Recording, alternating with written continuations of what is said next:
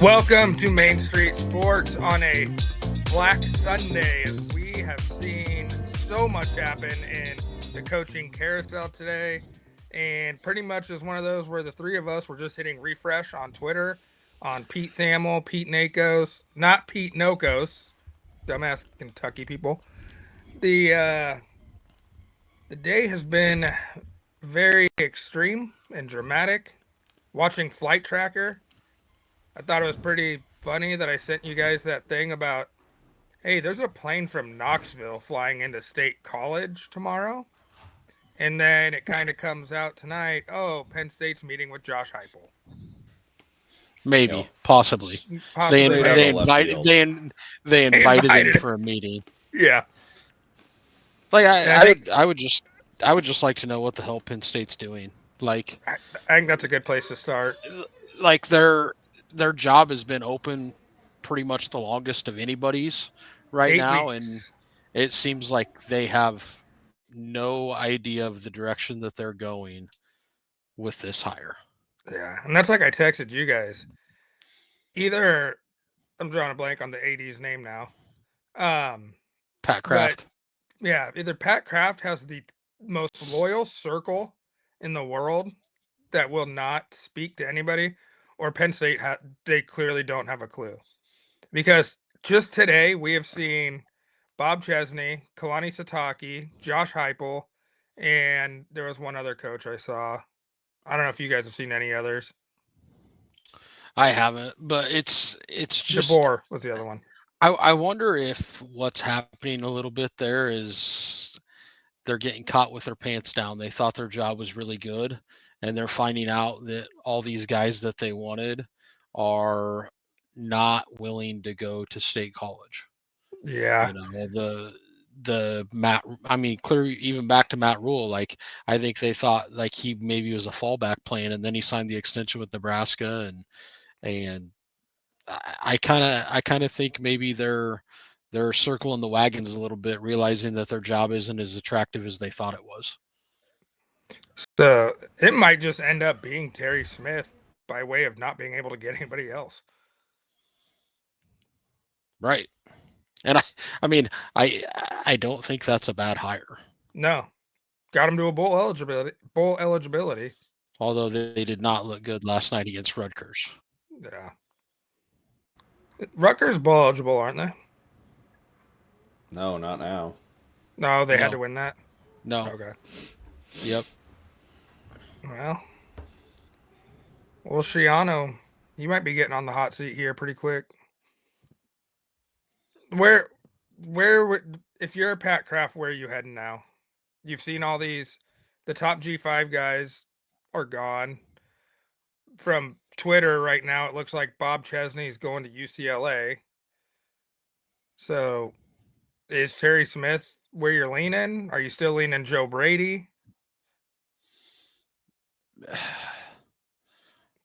I really have no idea. It feels like they don't want to hire Terry Smith. But I mean, I don't know where they're going. Yeah, I would have thought they would have had their ducks in a row and made a hire today. Yeah. Like everybody else did that's had jobs open for 6+ weeks. Yeah. It's a crap show up there in State College. So maybe we'll get some information tomorrow. I personally don't see Heupel taking that job.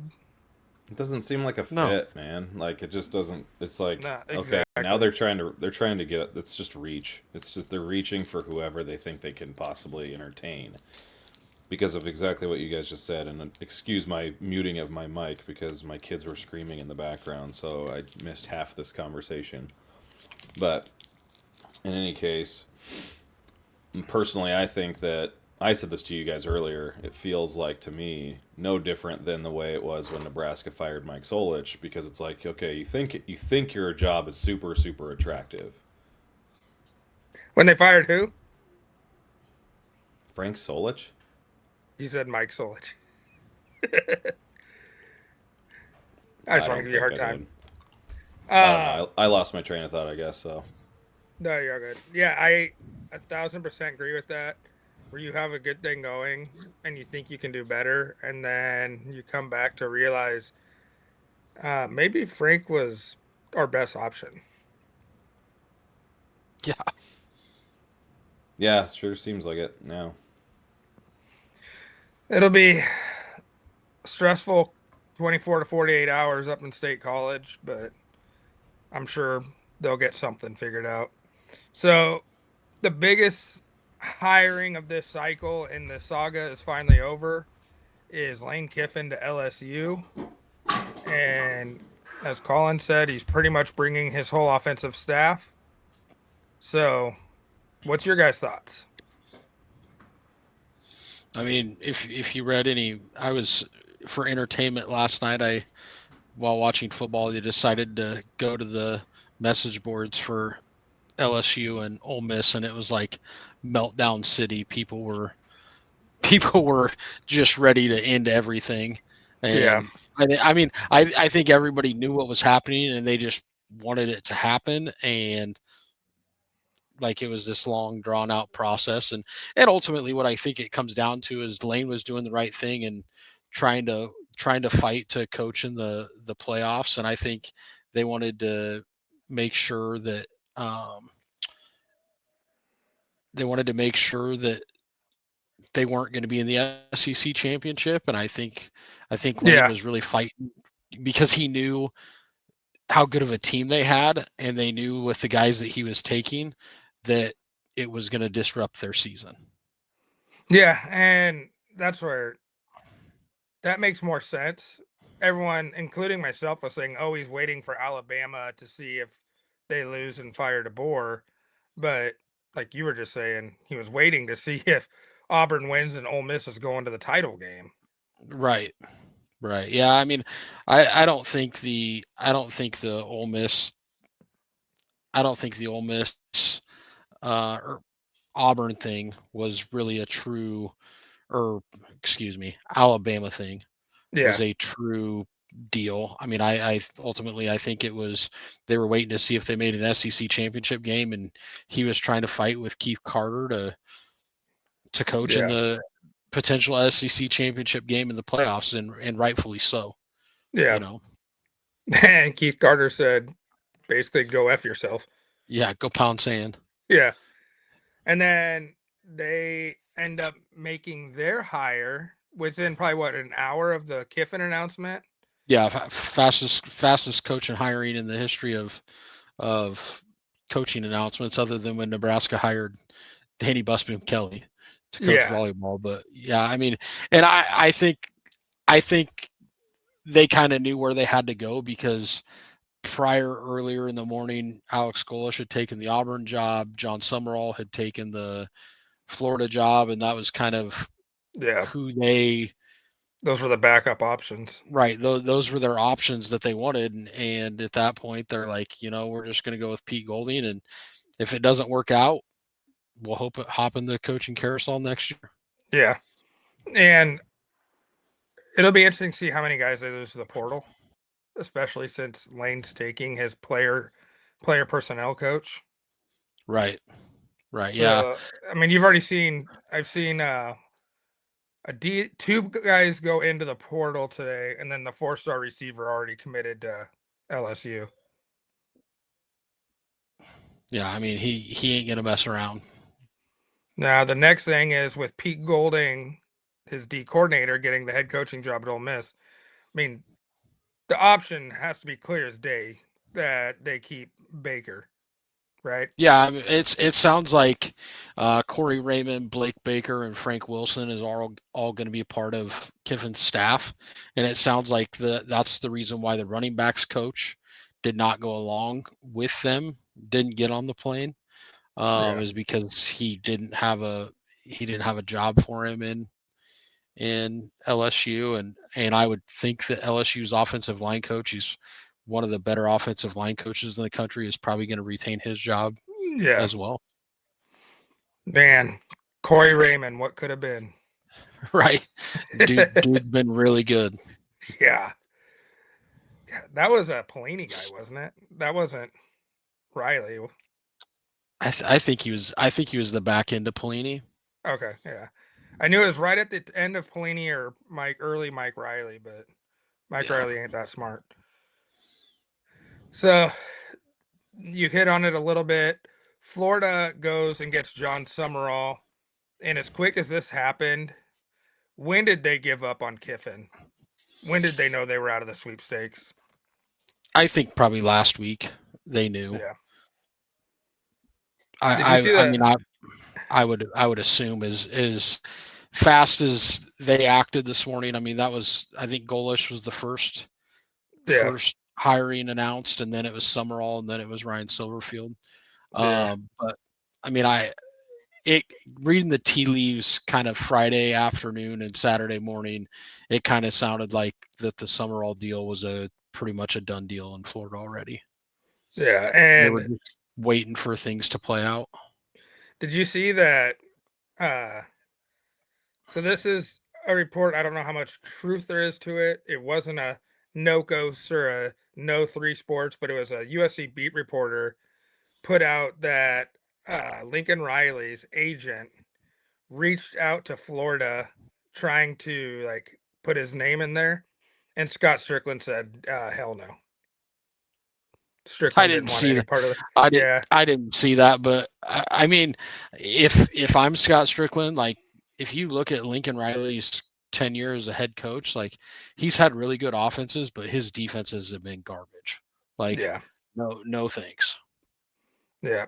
That's what kind of got me going back to Ole Miss is with them hiring. I'm drawing a blank on his name again, but Pete Golding. yeah, with them hiring Golding, Ole Miss isn't known for defense, so that Yeah, was a little bit their defense weird. has actually been better the last probably year and a half. But it just seems like with in college football the type of offense that Ole Miss runs, Yeah, it seems like those defenses never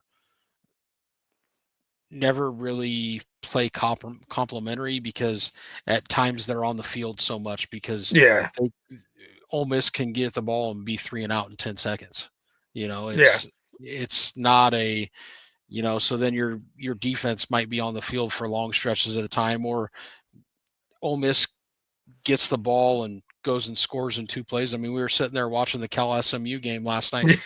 SMU is like running track on yeah, Cal's football field, and like their defense, you almost knew as soon as SMU scored to take the lead. Like I almost texted you and said, the bad thing is yeah, SMU took the lead, but there's too much time left for Cal yeah. to They go left down the what it was field. like 3:17 left on the clock. Right.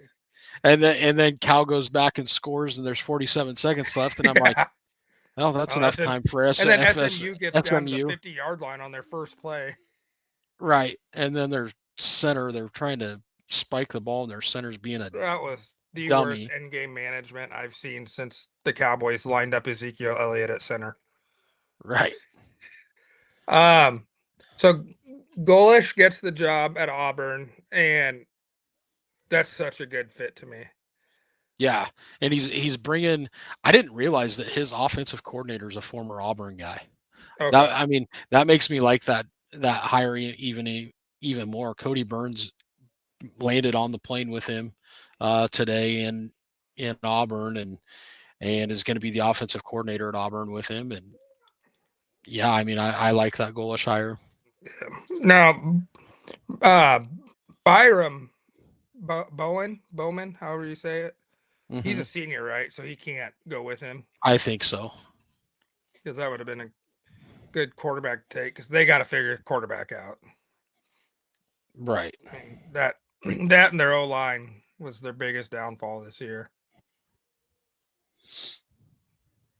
Then Arkansas went and got Ryan Silverfield, which is kind of ironic because they lost to Memphis this year. I actually think that's a really good hire. Yeah, because Arkansas has always been about ground and pound, and that's what Silverfield's known for is run game. Right. Yeah, I when that hiring came out today, I was like, man, that like I wasn't sure who would like Arkansas would get, because to me that wasn't that of attractive of a job. Yeah. It's kind of been a mess since Bobby Petrino wrecked his motorcycle with a college girl on the back of it, Yeah. and but that feels like a job, or feels like a hiring that's going to turn the program around. Yeah, and Arkansas's, if they can get the donors to jump in, they have 3 of the biggest businesses in the country based out of Fayetteville. Right. So like they just need to get that money in. Yeah, Walmart's in their backyard. Yeah, Walmart, Tyson, and one other meat company. So, oh, that's the SEC hires. This happened since we were last on. Oregon State hired Jamarcus Shepard Yeah, interesting as hire. their, yeah, comes from Washington. Stanford hires Tavita Pritchett, former quarterback. He was the quarterback before Andrew Luck. I found out while listening to the game last night. Yeah. And he Washington Commanders quarterbacks coach. He is going to coach the Sunday night football game tonight, and then tomorrow morning he is heading to Palo Alto. Yeah, Stanford might be a team to look out for with Andrew Luck there running things as the GM and Pritchard coming Yeah. back to coach. Like that's 2 guys that bleed Stanford Cardinal, and So man, with Pritchett coming back, Luck is the GM, knowing the offense they ran. Are they just going back to 3 tight ends, a fullback, and just pound the rock? yeah, they're going to run the ball. Yeah. If only there was another McCaffrey coming up. Yeah. And then we had probably the second quickest firing and hiring of the day was Michigan State firing Jonathan Smith, and within an hour announcing the hiring of Pat Fitzgerald. Jonathan Smith, who you thought was a candidate to for Oklahoma State upgrade jobs. Yeah. I think it was like the day I said that, I don't know if Michigan State won another game. Yeah. Well, and the whole reason why I said that is because, I mean, it's widely known that Smith and the athletic director hate each other up at Michigan State, and that if he didn't get fired, he was leaving. Yeah, like they what'd they do? Win 1 game for the last 2 years in Big Ten play? Last night, beat Maryland for their first Big Ten win in 2 years. Yeah. So that's Pat Fitzgerald. I'd be curious to see, his team's going to be good. They're going to be fundamentally strong.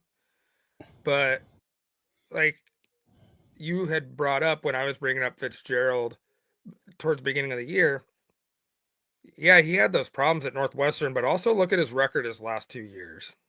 Right. Yeah, it wasn't good. Like, I don't know. Like, I just, Iowa keeps figuring out a way to do it, but I don't think that style of football wins in college football anymore. And like, that's why, like, we kind of just touched on it with Stanford and the 3 tight ends and a fullback and running back. Like, it's not an attractive offense, so kids don't want to come play in it. Yeah. B, it's just like teams can outscore that these days. Like, I mean, it doesn't matter how putrid your offense is unless you're Oklahoma. You know, maybe Oklahoma might not be able to outscore them, but that's a confusing offense to me is Oklahoma. But that's for another time. We can get into that. We'll get into that after we talk coaching carousel. But yeah, like I think Pat Fitzgerald is like the perfect fit for Michigan State. It seems like a good fit, but it'll just be interesting to see what that team looks like. Yeah. Be interesting to see, because Michigan State actually had a pretty decent recruiting class coming in. So it'll be interesting if he can keep those guys, and then I don't know what he's going to have for money to go into the portal, but hopefully he can turn. I think he'll have them bowl eligible next year. Yeah. Which Depending on what their I saw. schedule looks like. Yeah. Yeah. I did just see this on Twitter. Second to last game of the year next year, LSU goes to Ole Miss. Perfect. FBS Schedules just tweeted that out. I knew No they love played lost each other, there. and I knew they played each other, and I knew it was at Ole Miss. Yeah. So that'll be. Yeah. I want to get into your theory that you brought up last night. Should we have known all along Kiffin was going to go to Ole Miss? Was there an Yeah. inside job with Yeah. Whit Weeks to recruit Yeah. Lane Kiffin? Absolutely. And get a dime piece of a girlfriend in the process. Yeah. That might be awkward. Girlfriend's dad's the coach now. Well, Whit Weeks might not be there either. Yeah, sure, you could go pro. West Weeks will be there. I think they have another brother there too. They can both go pro. That's true. They have a brother that's a freshman. I think Witt's actually. I think West is out of eligibility. Okay. I think Witt's the one that can come back. That's younger. Okay. Yeah. So we got 5 openings as of right now, with more to come. UCLA, Penn State, UAB, Cal, and Coastal. Is there anything that you're leaning towards Husker with those assistant? guys? What's that? I said Godspeed to former Husker assistant Tim Beck. Yeah. Getting fired at Coastal Carolina today. Yeah, not to be confused with Tim Beck. That's the offensive coordinator at Utah. Yeah.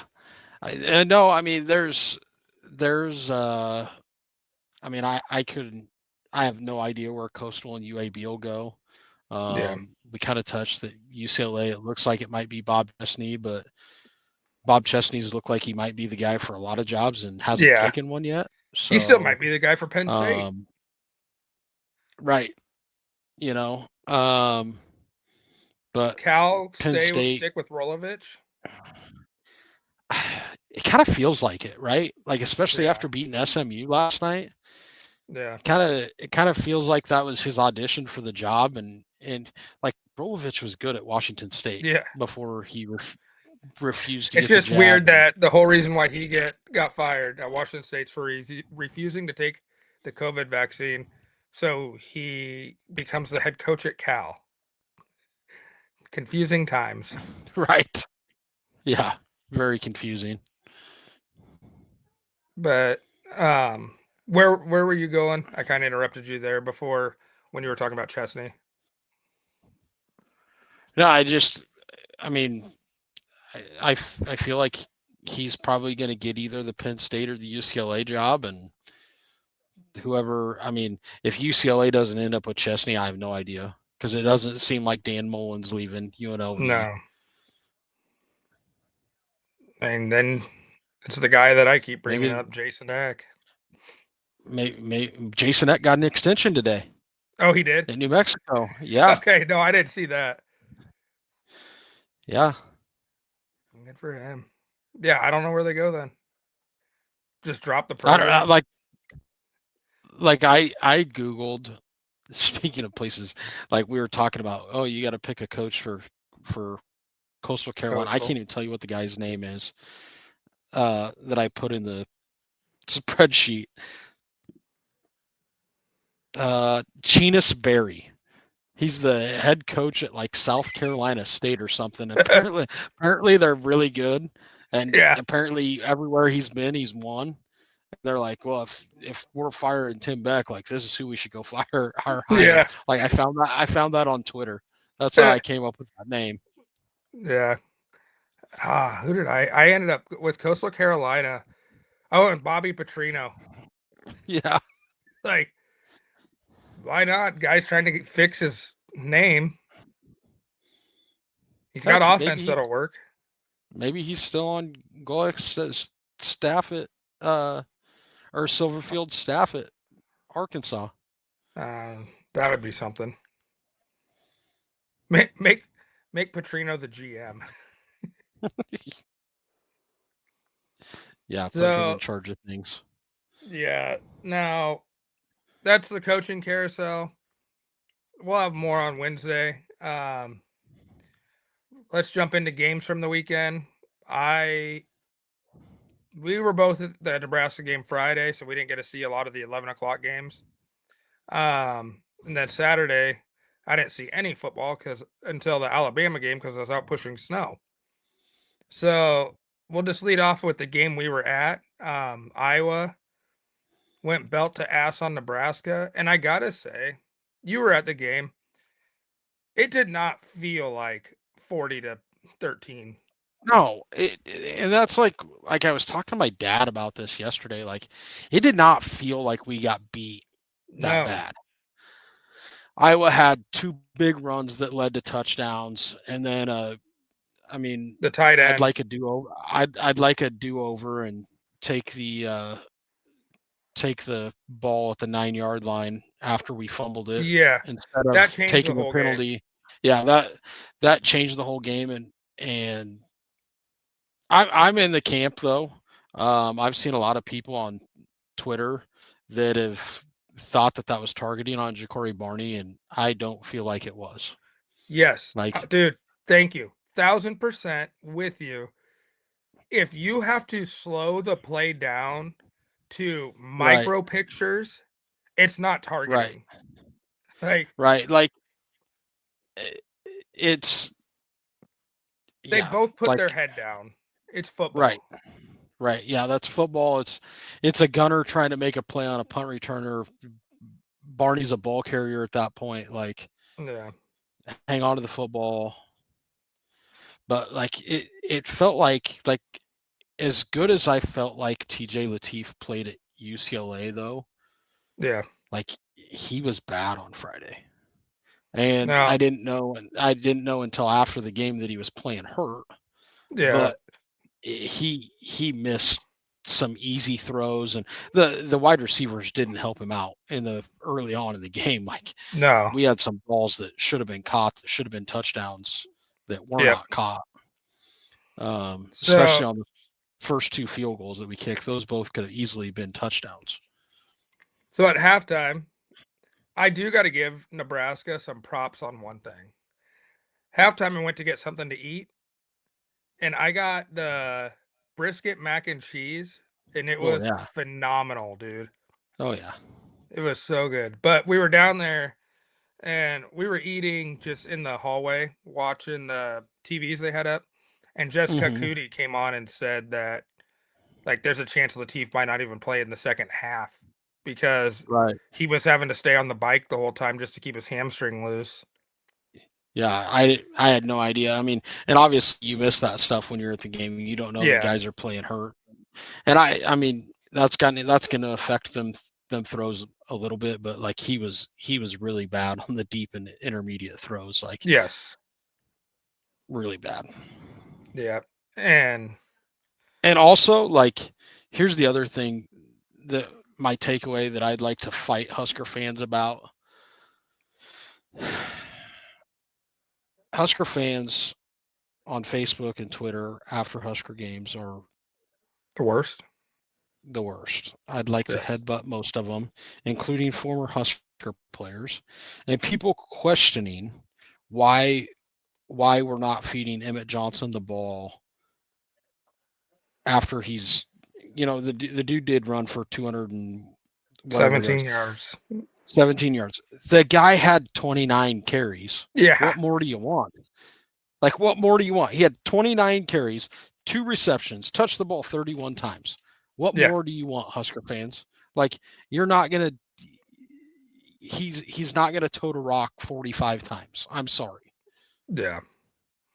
And then Harburg fumbles going into the end zone, which the game was out of hand Yeah, at that point. I mean, yeah, that they were just trying to get the feel good story touchdown for Harburg. Like, Yeah, a thank senior you, games. and he goes and puts the ball in harm's way. Yeah. Now Nebraska waits to see if they're going to Vegas or Nashville. A lot of the stuff I've read today has said Nashville. Yeah, it's like I've seen like 3 reports of Nashville and 2 reports of Vegas. Yeah. The most recent one I saw was CBS Sports, your favorite, with Mm-hmm. Iowa going to Vegas to play Utah and Nebraska going to Nashville to play, ironically, LSU. I was going to go to Tampa, are they not? I don't know. I thought that's where they would go, but I wonder if Michigan's going there. Well, or SC. uh, No, SC will go to Illinois. Holiday. No, SC's going to the Alamo Bowl. It sounds like Oh, okay. because Alamo's got to take that former Pac-12 team, so it's got to be Oh, like an SC or a Washington or somebody like that. yeah. Hey, Cal's bowl eligible. They are got bowl eligible last night. Yeah. It's kind of crazy that 82 teams got bowl eligible, so there will be no 5-win teams in bowl games. So that means 2 teams with a bowl with the 6-6 record aren't going bowling, right? Because it's No, there's 80. 80. There's 82 spots in bowl Okay. games. I couldn't So remember if it was 80 or 82. it's 82 because there's actually only 80 teams that are bowl eligible, but because Missouri State and Delaware State are neither actually bowl eligible because Oh, they're in their first year. first year of their Yeah. program, but because there's only 80 teams with 6 wins, they get those last 2 spots and they get to go to bowl games. Okay. So the game I did not get to see and you didn't get to see, and Kale has gone missing. MIA. Yeah, because Georgia takes down Georgia Tech in a complete opposite way that I thought it was going to go. 16-9 final. Yeah, it was just a rock fight. Like Yeah. I actually watched that game on the way home. Most Okay. of it. We were actually home by the end of the game, and yeah, I mean it was just a rock fight. Stetson Bennett was in and out of the game hurt, so that didn't Stetson help Bennett, matters. Or not Gunner Stetson Stockton. Bennett, Gunner Stockton. Yeah, there you go. Was in and out of the game hurt, so that didn't help things. And I mean, it was just Hayes King wasn't going to run the ball on Yeah. Georgia. No. And if Haynes King can't get going, then Yeah, Georgia Tech can't get going. I actually got called, and my boss knew I was at the Nebraska-Iowa game. Still calls me in the third quarter. Hey, this is after Iowa had gone up 33. Was it 13 or 17? I keep missing that. But either way, hey, are you leaving early? We need to go Salt. I was like, no. So I got done, no. and I left where I was at. And I got back at like 5 o'clock, and I had to go Salt for a couple hours. So I got back right at kickoff of the Alabama game. So Last night. I guess no, that would have been Friday. Because I did get back last night right before the Alabama game. I got right back right in time for the Texas game, Texas A&M. Oh, the Texas A&M. And gosh, how bad did Texas was so bad in the first half, and somehow and then come look completely different in the second half. Like if Texas looked competent. Yeah, if Texas plays in the second half or plays the rest of the season in the second half, if they play like that in the rest of the season, they're a one-loss team. Yeah. Or I mean 2 losses at most. Like they ain't losing to Florida playing like that. No, and Georgia game's closer. Right. I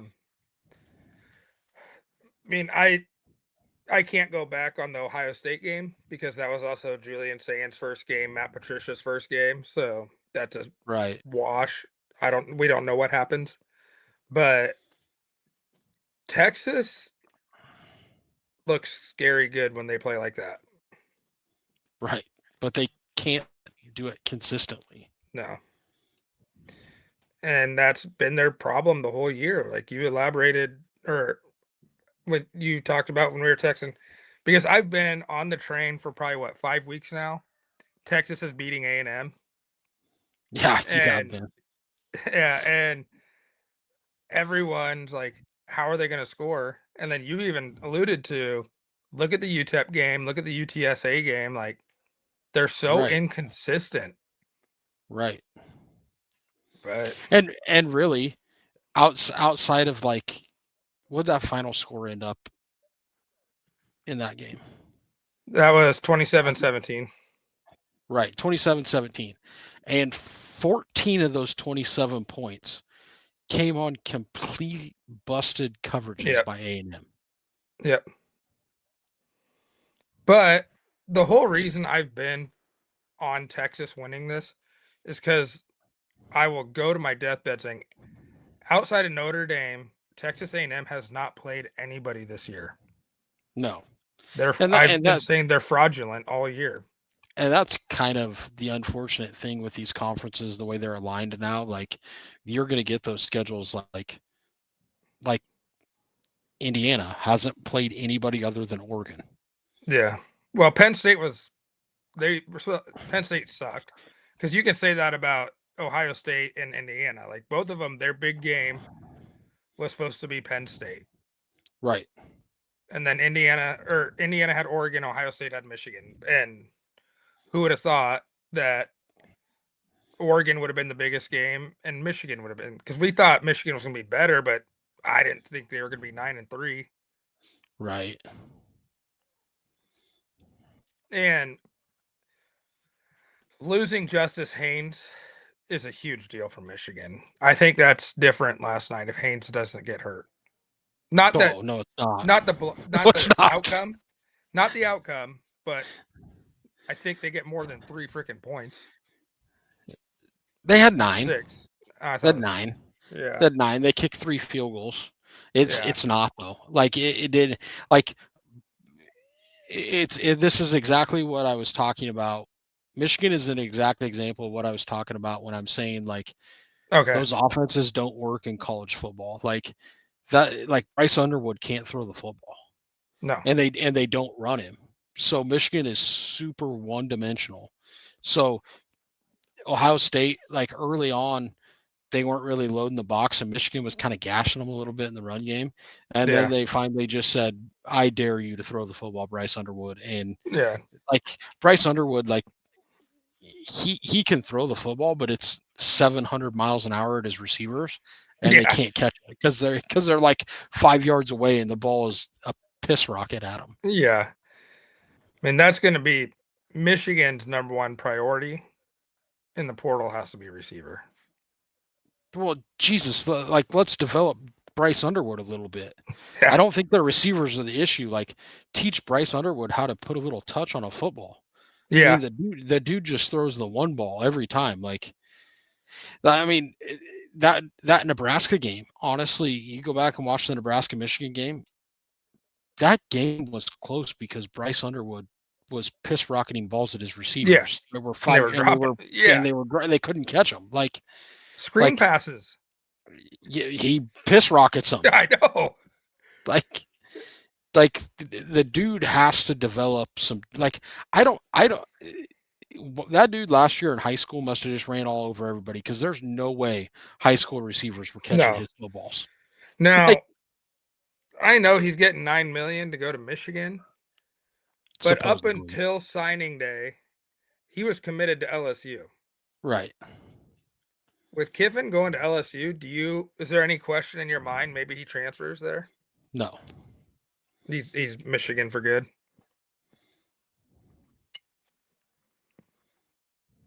yeah, no. He's Michigan for good now. I mean, he's born and raised in Michigan. Oh, okay. Yeah, that makes sense. Maybe he'll go to Michigan State, play for Fitzgerald. Couple other games. The Vandy game I didn't get to see any of, but they There was went no to no Tennessee. defense. Yeah, they went and won at Tennessee for like the first time in 18 years or something like that. Yeah, Uh, might have been the Diego Pavia Heisman game. yeah, I mean, Sane and Mendoza haven't been putting up insane numbers the last couple weeks, and No. what's that? 3 straight weeks now. Pavia's put up 500 yards of offense. Mm-hmm. Um, I mean, I would say right now he's probably after Saturday, like he's probably the odds-on favorite. yeah, because Marcel Reed's out, Right. and like I said, Mendoza did not have. I know that Indiana killed Purdue, but did you see his line in that game? Yeah, it wasn't good. Yeah, Wasn't great. I have it right here. But they were. I mean, they were playing with a continuous short field. Yeah. So Mendoza was 8 of 15 for 117 yards and 2 touchdowns. Right. Fernando Mendoza, I got to put that out there because his brother got in and got 2 pass attempts for 76 yards and a touchdown. Right. Like, I mean, there might only be. They're gonna invite 4 guys, and honestly, it's probably Jeremiah Smith, Fernando Mendoza, Jeremiah Love. Jeremiah Love, and Pavia, and I think it's probably a 2-horse race between Jeremiah Love and Pavia now. Yeah. And if Janiti didn't win it last year, like, or Genty didn't win it last year, like, there's no way you can give it to Love. Yeah. Yeah, I think it's Diego's to lose. Couple other games and we'll wrap this up. It's hard because we got through the exciting part now. Right. At the coaching carousel. Arizona goes and beats Arizona State 23-7 in Ooh, Tempe. hold on. Breaking news. Pete Thamel. Sources: Kentucky is expected to fire coach Mark Stoops with a process set to formally play out tomorrow. Okay. And it's Pete Thamel, not Pete Trammell. Yeah, it's Pete Thamel. This I set Twitter notifications on Pete Thamel and Pete Nakos and on 3 today. Okay. There you go. Well, so is this one of those that Pete Nokos is going to get the credit for because he broke it early? So Mark Stoops, we can add Kentucky to the coaching carousel. I don't know who the heck they go get. I don't Tyson know, but Helton? that's probably a reaction of getting your belt to ass by Louisville. Yeah. And it's just been a bad year for Kentucky. But I mean, that my first thought would have been Tyson Helton from Western Kentucky. But they might go a coordinator route. Yeah, I mean, you got to think that like Colin Klein might be in play. Yeah, that would be a really good one. Will Stein. Arbuckle. Boy, you didn't watch the LSU Oklahoma game yesterday, did you? No. I don't think Arbuckle's getting any head coaching jobs with the job he's done at OU. Yeah.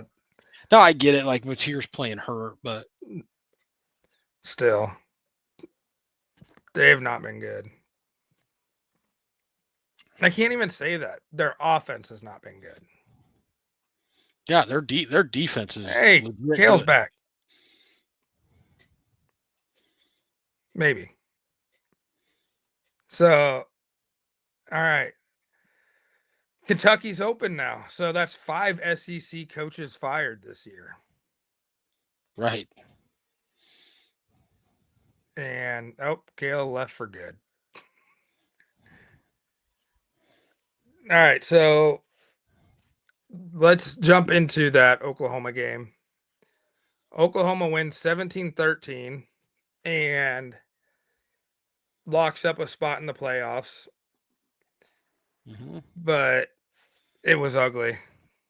Oh, they won on a busted coverage by LSU. Like LSU's defense was so freaking good outside of two plays. And those two plays cost them their game because their offense is completely inept. Yeah. Like LSU had zero offense. Their quarterback play is trash. Like their defense busted on two plays and it cost them the game. I do want to ask one thing because I was out pushing, but you and Levi had texted, "Crap, LSU has a shot here," and then they ran the worst offensive play you've ever seen. Oh my goodness. So I didn't see this yet. Yeah, so LSU is driving the ball. They're in like fringe field goal territory. There's still plenty of time left. There was like right around a minute left, maybe 40 some seconds. Enough time that SMU would have scored. Um, but so they get to 4th and 2. They're getting ready to run a play. They call timeout. The play that they had dialed up was gonna work.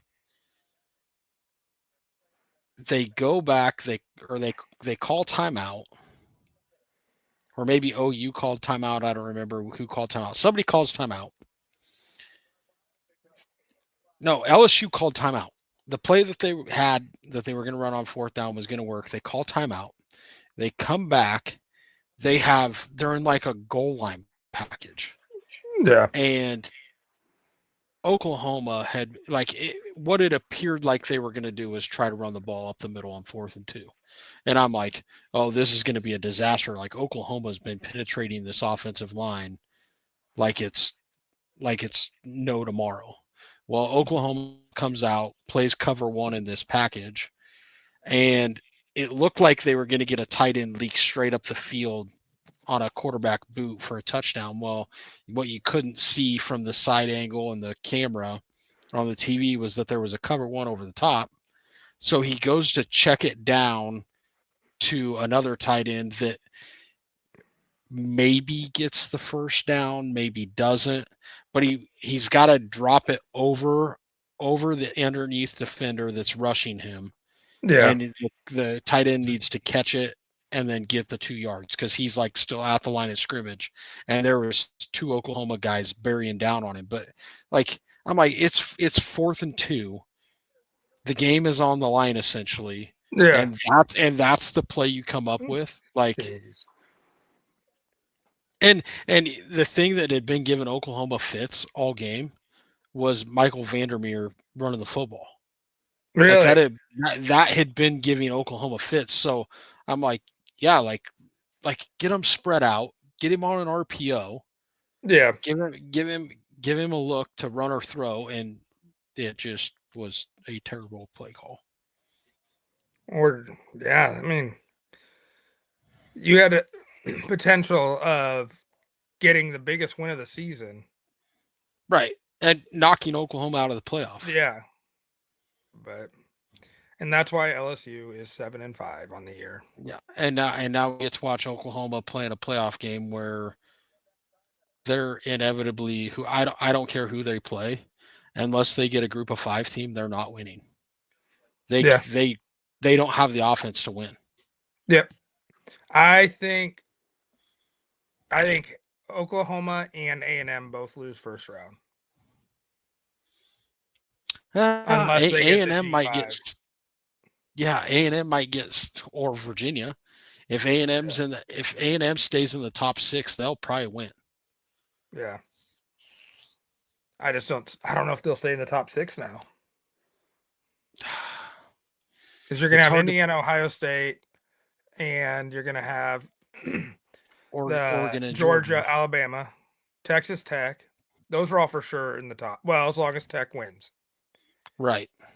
And then where do you put them with Ole Miss and Oregon? It's going to be those 3.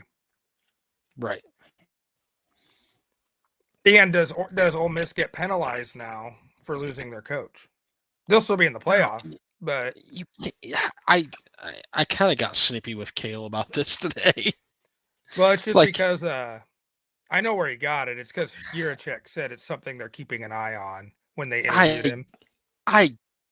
I get that, and I mean, you have to keep an eye on it per se, but Yeah. like, the players are still there.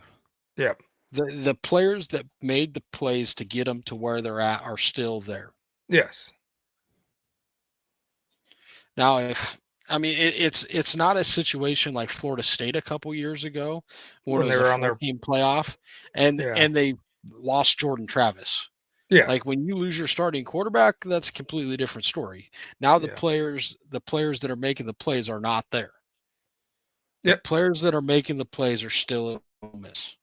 They didn't get on that plane and go to LSU today. No. They might in about 3 weeks, but they didn't today. Yeah. Now the play callers did, which is Yeah. a little scary, but I mean, who knows who's calling the offense, but Yeah, I know. John Garrison. yeah, might be. Just run the ball every play. All right, that'll be a good stopping point for tonight. Hopefully, we get Kale back when we come back on Wednesday, and we should have more coaching news and a college football playoff update. So, thanks for joining us, and we'll catch you later this week.